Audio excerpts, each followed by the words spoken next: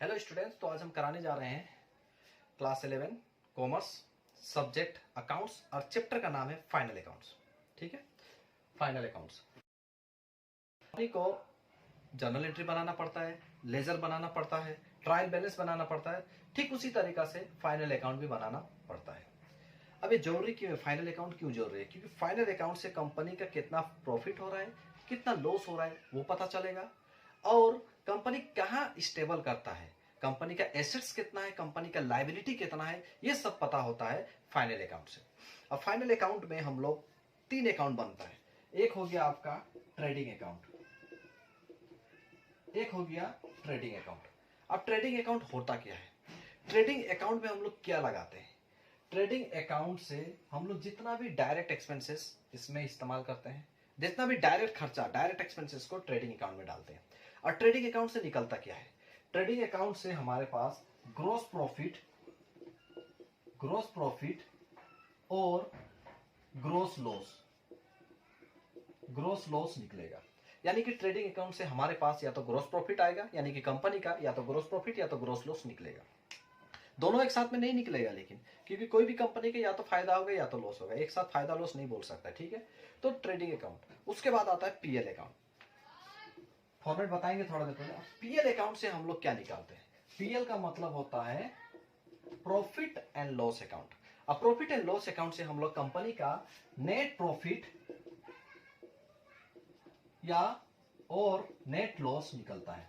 तो कंपनी का net profit या नेट लॉस निकलता है, वहां से हम लोग का पीएल अकाउंट बनाते हैं। उसके बाद हम लोग बनाते हैं बैलेंस शीट, जिससे हमारे पास अब यहां से हम लोग को क्या पता चला, कंपनी का कितना प्रॉफिट हुआ या कितना लॉस हुआ, वो ट्रेडिंग एंड पीएल अकाउंट से पता चल जाएगा। उसके बाद बैलेंस शीट बनाते हैं। बैलेंस शीट में हम ये पता करेंगे कि एसेट्स और लायबिलिटी कितना है कंपनी का। ठीक है, तो कुछ फॉर्मेट का क्या क्या आएगा ट्रेडिंग अकाउंट में, पीएल अकाउंट में क्या क्या आएगा, वो हम यहाँ पर बना दिए हैं। और हम लोग ट्रेडिंग एंड पीएल अकाउंट को एक साथ बनाते हैं। ठीक है, ट्रेडिंग और पीएल अकाउंट को एक साथ बनाते हैं। Trading and PL account for the year ending, ये है उसका format. Debit credit particulars amount. तो इधर जो डेबिट है, इधर जितना भी खर्चा को हम लोग लिखेंगे। सबसे पहले ट्रेडिंग अकाउंट का बात करते हैं। ट्रेडिंग अकाउंट में सबसे पहले आएगा ओपनिंग स्टॉक्स। ठीक है, ओपनिंग स्टॉक्स। उसके बाद परचेस और minus purchase return. Purchase return को वो लोग रिटर्न आउटवर्ड भी कहता है। रिटर्न आउटवर्ड, परचेस रिटर्न को रिटर्न आउटवर्ड बोल के भी कंफ्यूज करने के लिए कर दिया। तो और उसकी ठीक उसी तरीका से सेल्स रिटर्न को रिटर्न इनवर्ड भी कहा जाता है। ठीक है, तो इसको याद रखने का क्या तरीका है? रिटर्न आउटवर्ड, तो प्रो आउटवर्ड। रिटर्न तो रिटर्न दोनों में सेम है। रिटर्न आउटवर्ड बोलेगा तो याद रखिएगा प्रो प्लेयर होता है ना, गेम में खेलता है, वही प्रो। तो परचेस रिटर्न आउटवर्ड बोलते नहीं सकते, क्योंकि स्टूडेंट बेसिकली यहाँ पर बहुत कंफ्यूज हो जाता है। उसका बाद आता है सेल्स रिटर्न को रिटर्न इनवर्ड, तो इसको याद रखिएगा श्रीमती हम लोग लगाते हैं तो श्री। तो इससे कंफ्यूजन दूर हो गया। रिटर्न आउटवर्ड या परचेस रिटर्न दोनों एक ही चीज है। परचेस रिटर्न या रिटर्न आउटवर्ड दोनों एक ही चीज है। और इसको याद रखने के लिए क्या कीजिएगा, प्रो समझ जाना, रो रिटर्न आउटवर्ड, आर ओ मतलब रिटर्न आउटवर्ड, इसका मतलब परचेस रिटर्न है। क्योंकि return outward return inward confusion हो जाता है। अब इंग्लिश अच्छा होगा तो और बेसिक क्या है कि रिटर्न आउटवर्ड, रिटर्न आउटवर्ड वापस जा रहा है। तो वापस कब जाएगा? जब आप खरीदेंगे, खरीदा मतलब आया, फिर उसके बाद गया। और रिटर्न इनवर्ड मतलब वापस मेरा पास आया, यानी कि हम बेचा होगा तब कोई घुमाया होगा। ये घुमाने का मतलब, रिटर्न का मतलब जब कोई डिफेक्ट हो जाता है, कोई खराबी आ जाता है, तो कस्टमर अक्सर घुमा देता है। ठीक उसी को कहा जाता है रिटर्न इनवर्ड। ठीक है, थोड़ा डिस्टर्ब हो रहा है, एक मिनट। तो यहां से समझ गए परचेज रिटर्न कॉन्फ्यूजन। ठीक है, तो यहां से अब हम लोग क्या किए, opening stocks to purchase minus purchase और जितना टू डायरेक्ट एक्सपेंसेस। उसके बाद by sales minus sales return और return inward by closing stocks. उसको सोल्व करने के बाद हमारे पास अगर डेबिट ज्यादा आया, इसका मतलब खर्चा ज्यादा हुआ, इसका मतलब हमारे पास लॉस आएगा। और अगर डेबिट कम आया यानी कि खर्चा कम आया तो फायदा होगा, तो फायदा होने से ग्रॉस प्रॉफिट आएगा। अब यहां से दोनों अमाउंट को, जो ग्रेटर अमाउंट होगा उसको दोनों तरफ लिखना है।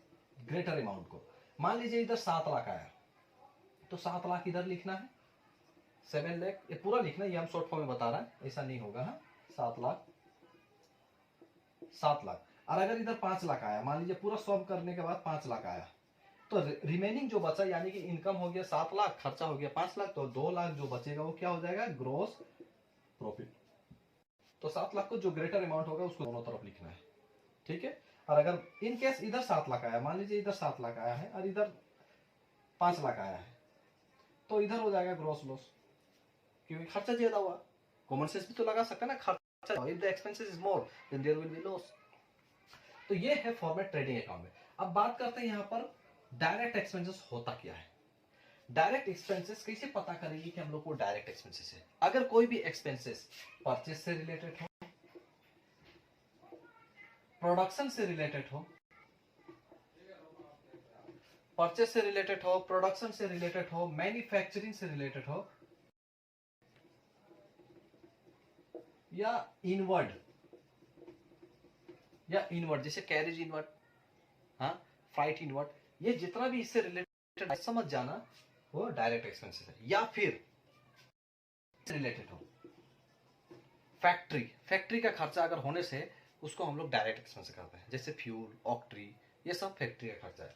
तो यहां से ये पता चल गया डायरेक्ट एक्सपेंसेस होता क्या है। डायरेक्ट एक्सपेंसेस जो भी एक्सपेंसेस परचेस से, प्रोडक्शन से, मैन्युफैक्चरिंग से, या इनवर्ट या फैक्ट्री का खर्चा होता है उसको डायरेक्ट एक्सपेंसेस। और यहां से हम लोग या तो ग्रोस प्रॉफिट या तो ग्रोस लॉस निकलेगा, depend upon the expenses and income.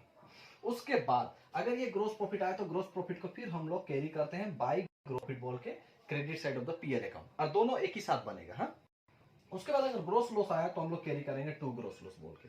उसके बाद यहाँ पर जितना भी इनडायरेक्ट खर्चा को हम लोग इंक्लूड करेंगे। इनडायरेक्ट खर्चा इधर आएगा और इनडायरेक्ट इनकम इधर आएगा, क्योंकि खर्चा एक्सपेंसेस डेबिट साइड में होता है, गोल्डन रूल पता ही होगा, और इनकम क्रेडिट साइड में आता है। अब इनडायरेक्ट एक्सपेंसेस क्या होता है, जो कि नहीं करने से भी चलेगा, कोई मैंडेटरी नहीं है, जैसे डेप्रिसिएशन, डिस्काउंट अलाउड। अगर आप डिस्काउंट अलाउड करें तो भी कोई प्रॉब्लम नहीं है, ना करें तो भी कोई प्रॉब्लम नहीं है, ठीक है। जैसे डिस्काउंट अलाउड आपका खर्चा हो गया कंपनी का, और डिस्काउंट रिसीव इनकम हो गया। On the basis of company आपको सोचना है। तो यहां से हम लोग नेट प्रॉफिट या नेट लॉस निकालेंगे।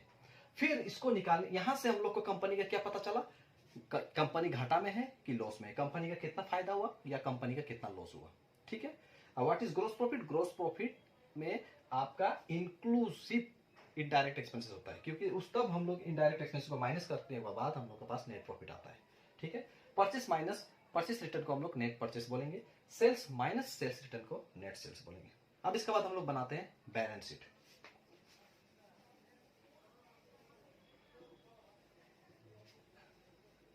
अब बैलेंस शीट से क्या पता चलेगा, बैलेंस शीट से कंपनी का एसेट्स और लायबिलिटी के बारे में पता चलेगा, कंपनी का एसेट्स या लायबिलिटी के बारे में पता चलेगा। अब देखिए बैलेंस शीट में हम लोग क्या लिखते हैं, बैलेंस शीट में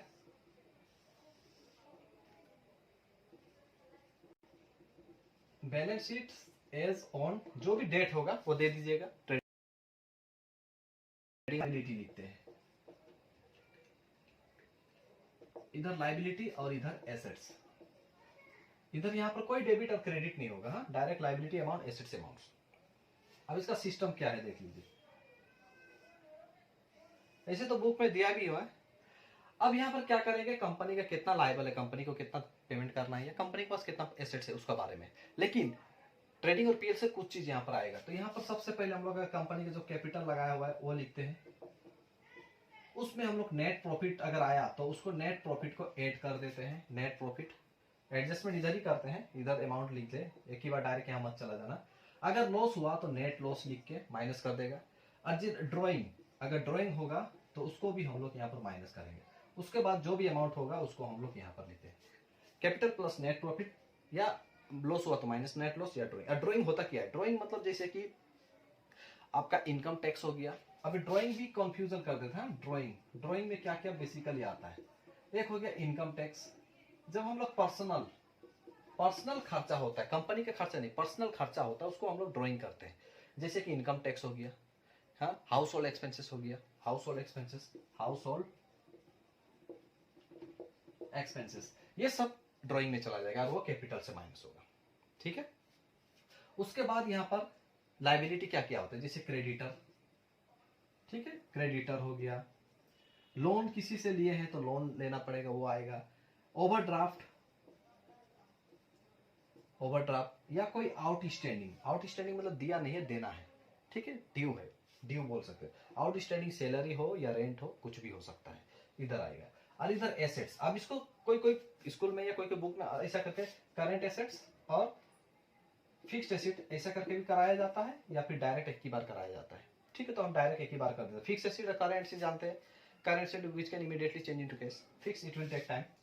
तो जैसे कि यहाँ पर क्या क्या आता है, जैसे कि कैश हो गया आपका, बैंक हो गया, ठीक है,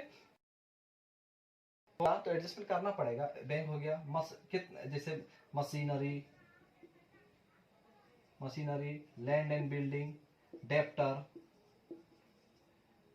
ठीक है। यहाँ पर बिल्स रिसीवेबल, बिल्स पेएबल भी आएगा, यहाँ पर आएगा बिल्स रिसीवेबल हो गया, यही है। उसके बाद एडवांस, अगर कोई एडवांस है तो यहाँ पर आ जाएगा, ठीक है। और भी यहाँ बहुत सारा चीज, land and building, plant machinery, ऐसा। उसके बाद दोनों को टोटल करना है। दोनों को टोटल करने के बाद देखना दोनों का अमाउंट सेम आएगा। अगर दोनों का अमाउंट सेम आया मतलब योर आंसर इज राइट। अगर कहीं पर थोड़ा कुछ कम आ गया तो मतलब कहीं पर कुछ मिस्टेक है, या तो क्वेश्चन गलत हो सकता है या तो आप गलत किए, यही दो चीज हो सकता है। अगर वैसा केस में हो तो एक सस्पेंस अकाउंट, सस्पेंस बोल के लिख दीजिएगा, टीचर को चीट मत कीजिएगा एकदम। कोई स्टूडेंट क्या करता है, बस डाल दिया, वैसा नहीं होना चाहिए। तो ये हो गया हमारा। अब देखिए, अगर हमारे पास क्लोजिंग स्टॉक्स का एक इंपॉर्टेंट पॉइंट है, उसको बता रहे हैं। क्लोजिंग स्टॉक,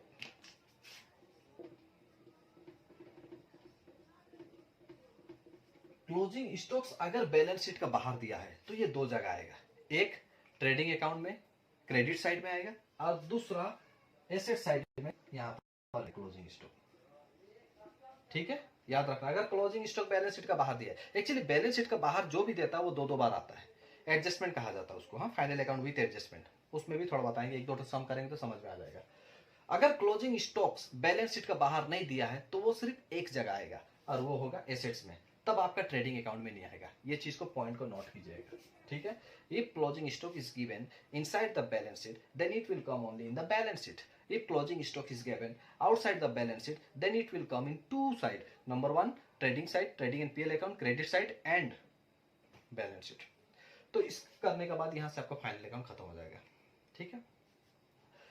और कुछ पॉइंट है वो हम एक दो पॉइंट छोटा के दे देंगे, क्योंकि वीडियो बड़ा होने जाने से आप लोग को फिर पढ़ने में मजा नहीं आएगा। तो जैसे कि यहाँ पर provision for doubtful debt, machinery में डेप्रिसिएशन होने से क्या होगा, आउटस्टैंडिंग होने से क्या होगा, उसका बारे में नेक्स्ट वीडियो में बताएंगे, ठीक है। Thank you.